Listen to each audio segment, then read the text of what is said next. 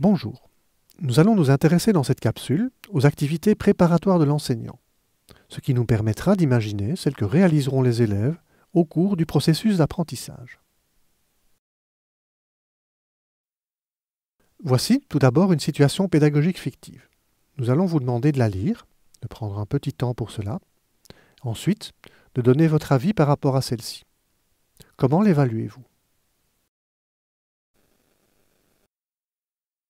Par rapport à cette situation de départ que vous venez d'appréhender, comment peut-on prendre du recul la concernant ? Pour comprendre la situation décrite, on peut s'appuyer sur un principe de base que Biggs et Tang nomment l'alignement pédagogique. Il s'agit de mettre en cohérence les compétences à développer, les tâches proposées aux élèves et la façon dont les apprentissages sont évalués. Elle implique de rendre l'apprenant actif dans la formation et de réfléchir à cela dès le départ et de clarifier son activité. C'est ce qui permettra qu'un apprentissage significatif se réalise. L'importance de la tâche renvoie à l'idée que la connaissance est toujours le résultat d'une construction de la part de l'individu qui apprend.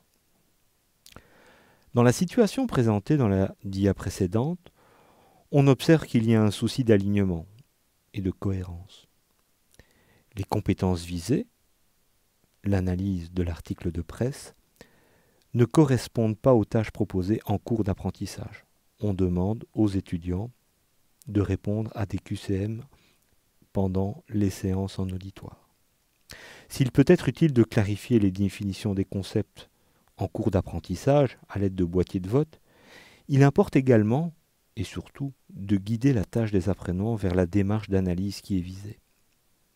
Il faudrait donc leur proposer des activités qui les poussent à analyser, plus qu'à montrer qu'ils maîtrisent les définitions.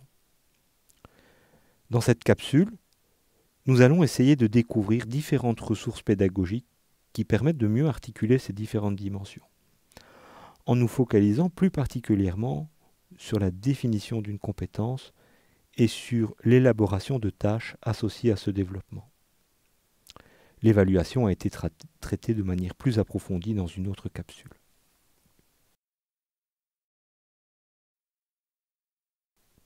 Il y a 3 piliers. Comment s'articulent-ils ? On peut se référer à Hattie. Il importe de clarifier les intentions pédagogiques, c'est-à-dire les compétences, les objectifs à atteindre, à la fois pour l'enseignant et pour les élèves. Cette clarification doit amener l'enseignant à définir avec précision la compétence qu'il va développer. De quelle manière il va savoir que la compétence est maîtrisée, et donc de quelle évaluation il s'agit. Et surtout, ce que les apprenants doivent réaliser en cours d'apprentissage, c'est-à-dire les tâches pour atteindre l'objectif. Les travaux de John Hattie montrent un effet positif de cette clarification entre les objectifs, les tâches et l'évaluation. Donc l'alignement pédagogique que nous avons présenté juste avant, sur la qualité de l'apprentissage au sein des classes. Ces travaux montrent aussi un effet positif qui se traduit par une réduction de la dispersion entre les élèves. Il y a de moins grands écarts de résultats entre eux, pour le dire autrement. Quand les enseignants ont d'une part défini avec précision les objectifs, et d'autre part quand les élèves sont informés de ceux-ci. En quelque sorte, les élèves ne doivent plus deviner ce que l'on attend d'eux. Ils sont informés précisément sur quels apprentissages ils doivent porter leurs efforts.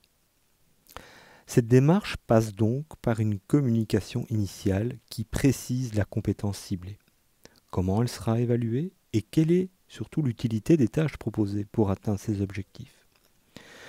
Comme nous l'avons découvert dans la capsule relative à la communication d'information avec les principes de Meyer, l'apprenant doit mettre en œuvre un processus qui l'amène à sélectionner les informations, à les organiser en une représentation cohérente et à les intégrer ensuite aux connaissances déjà acquises, le déjà là. La méca-analyse de Hattie met d'ailleurs en avant que le temps effectif qu'un apprenant passe sur la tâche d'apprentissage a un effet de 0,62, ce qui constitue un impact important. Pour clarifier ce que les élèves doivent mettre en œuvre, un outil particulièrement utile peut être trouvé dans les modèles taxonomiques. Ces modèles différencient les différents niveaux d'appropriation, de précision, de complexité d'un contenu. Répéter la méthode que vient de décrire l'enseignant est d'un niveau de complexité complètement différent d'une activité dans laquelle il faut choisir quelle méthode est la plus appropriée à une situation donnée. Les taxonomies permettent d'une part de situer avec précision le niveau d'acquisition attendu chez l'élève par rapport à un contenu, et d'autre part, ils constituent des outils pour générer des tâches cohérentes par rapport à ce contenu.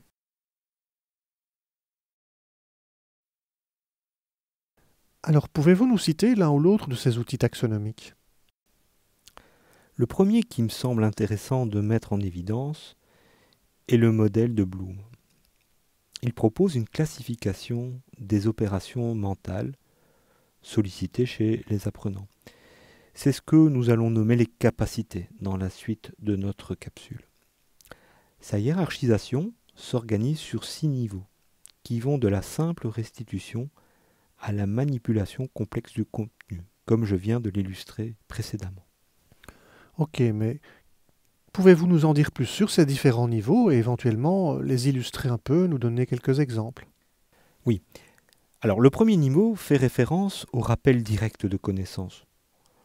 On peut l'associer à des capacités de définition et de rappel.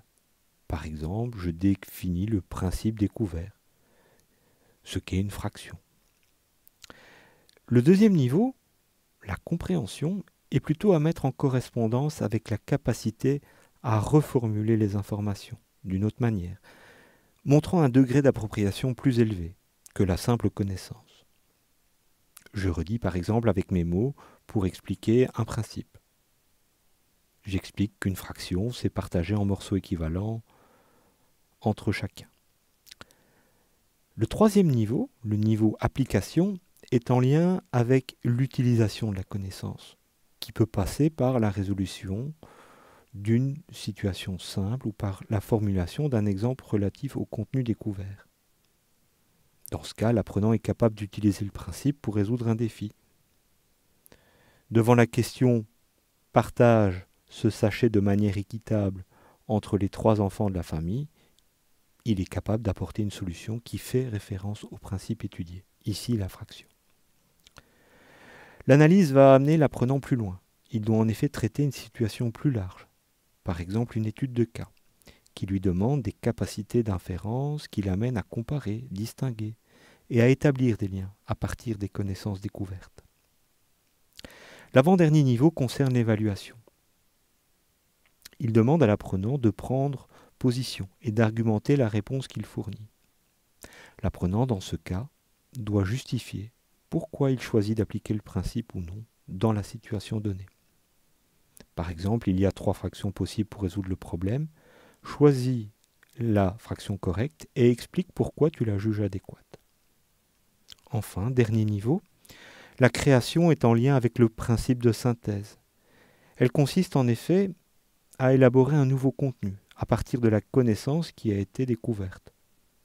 On peut imaginer que l'élève propose une situation, invente une situation où le principe est intéressant à utiliser. Invente un problème concret avec une fraction, par exemple. Le schéma de la diapositive montre clairement que les niveaux supérieurs reposent sur les niveaux inférieurs.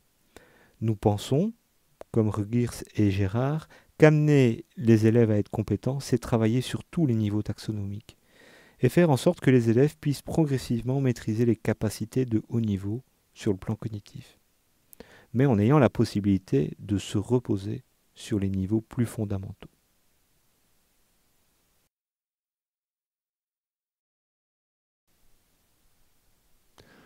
Donc, cette démarche est finalement assez simple à utiliser. Oui.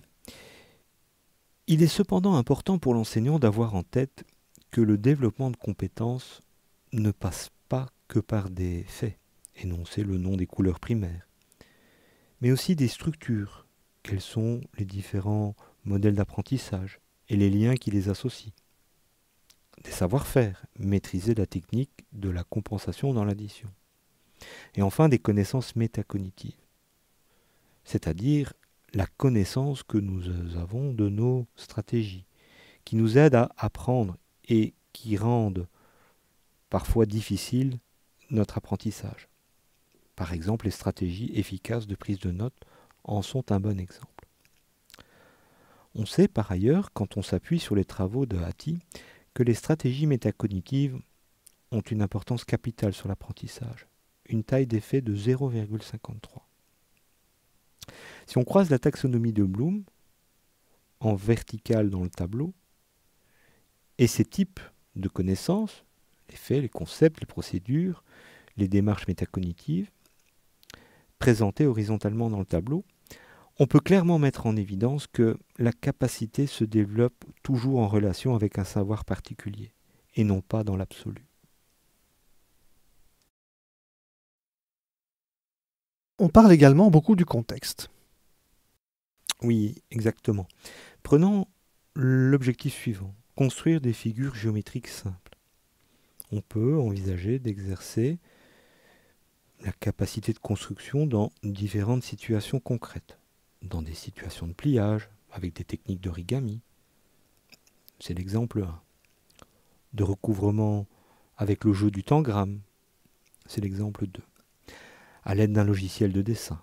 L'exemple 3. Ou même, encore, avec du papier et un crayon.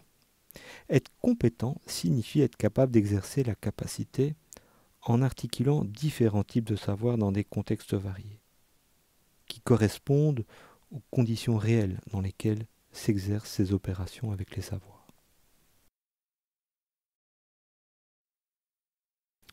On peut ainsi schématiser la définition de la compétence en nous appuyant sur la représentation de Lebrun.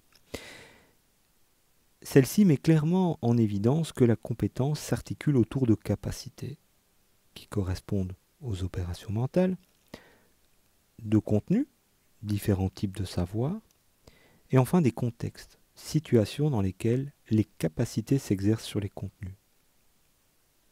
En multipliant les contextes, l'enseignant, le formateur, va faciliter le transfert. Il donne l'occasion à l'élève de savoir quand et pourquoi il peut mobiliser ses compétences. Donc là, on vient de voir que la première étape passe par l'identification de la compétence à développer. Mais comment l'enseignant, comment le formateur peut-il être guidé dans la création de tâches pour travailler cette compétence ? Il nous semble intéressant, en nous référant à Hattie, de mettre en relation l'élaboration de tâches avec le développement de la créativité, dans la mesure où celle-ci induit généralement des effets positifs sur l'apprentissage, de l'ordre de 0,65 en moyenne. Dans sa méga-analyse, Hattie relève d'ailleurs que les effets relatifs à la créativité peuvent varier en fonction du domaine. Ils sont particulièrement importants en mathématiques, 0,89, en sciences, 0,78, et dans une moindre mesure en lecture, 0,48.